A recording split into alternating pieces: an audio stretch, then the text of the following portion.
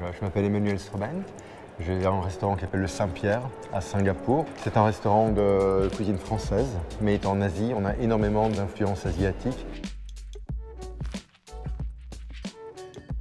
C'est un restaurant qui représente un petit peu notre parcours. Il y a un côté famille, il y a un côté cœur, il y a vraiment un côté comme si on recevait à la maison. Je raconte l'histoire un petit peu de mes voyages et l'histoire aussi de Singapour. Pour payer mes études, je travaillais dans un restaurant comme plongeur. Et j'ai adoré l'ambiance de la cuisine. Donc au début, pour moi, ce n'était pas tellement le produit, la recette, c'était simplement une histoire de, j'ai envie de dire, de fraternité entre personnes qui travaillaient ensemble, qui s'entraidaient.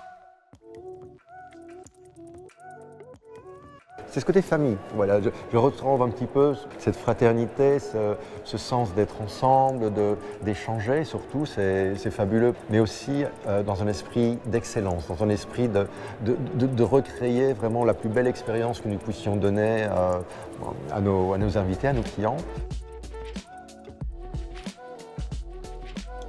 Un grand restaurant aujourd'hui, je pense que ce n'est pas un élément. On pense souvent que c'est la cuisine. La cuisine doit être, j'imagine, le moteur, mais c'est également l'expérience de pouvoir s'asseoir, de regarder, de ressentir. Et je pense qu'aujourd'hui, un grand restaurant, c'est cette attention à tous ces petits détails qui font cette grande expérience. Le plus difficile en cuisine, je pense, c'est de garder une discipline et une consistance dans ce qu'on fait. Enfin, si on s'arrête, les autres continuent. C'est pas que nous on régresse, c'est simplement que les autres continuent à progresser. Je pense que l'erreur, c'est souvent de s'asseoir, de ne pas vraiment continuer à se battre et à essayer d'évoluer. La haute cuisine, je pense que c'est une cuisine d'émotion. C'est une cuisine qui est d'abord souvent technique, mais la technique sans l'émotion, ça ne sert pas à grand chose.